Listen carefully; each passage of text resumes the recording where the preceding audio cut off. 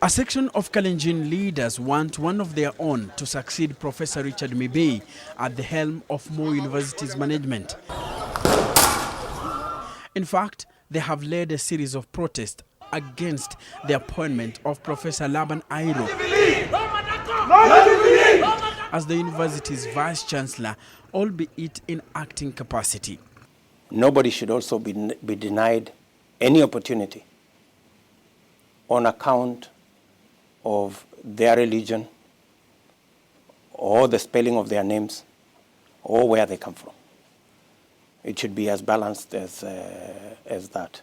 All leaders must act responsibly when we are dealing with public issues. But the deputy president seemingly has been defied by leaders from his political backyard. Sisi sio wa kabila, jinsi baadhi yenu mumeandika. The spate of protest by Kalenjin leaders putting into the spotlight the shame of public universities promoting ethnicity at the time the constitution and relevant legislation speaks of equal employment opportunities in public institutions.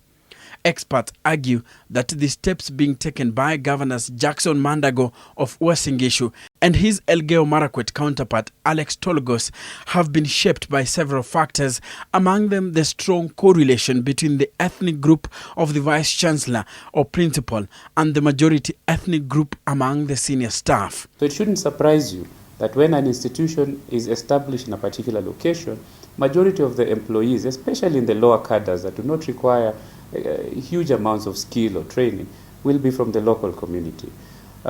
You should flag a problem if you find that in the higher levels of a university, where we are talking about lecturers, senior lecturers, professors, and so on, it should worry you if these individuals are all from the community around the university.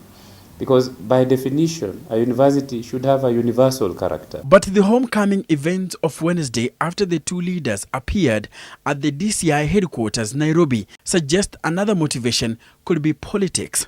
The Kalenjin leaders or the leaders of the Kalenjin community ought to be satisfied based on the utterances that they have made themselves.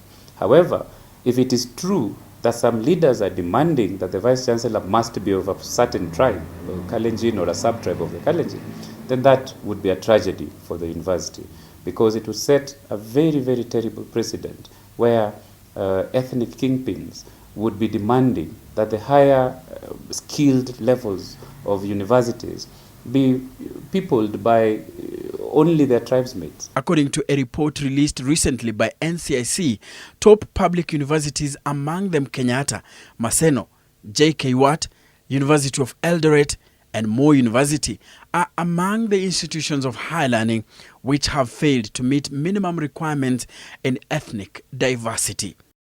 The report indicates that Moi University, which has had two successive VCs from the Kalenjin community, has 60.6% of its 3,198 members of staff from the Kalenjin community.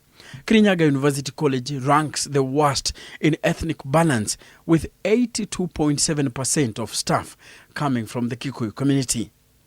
Enock Sikolia, NTV.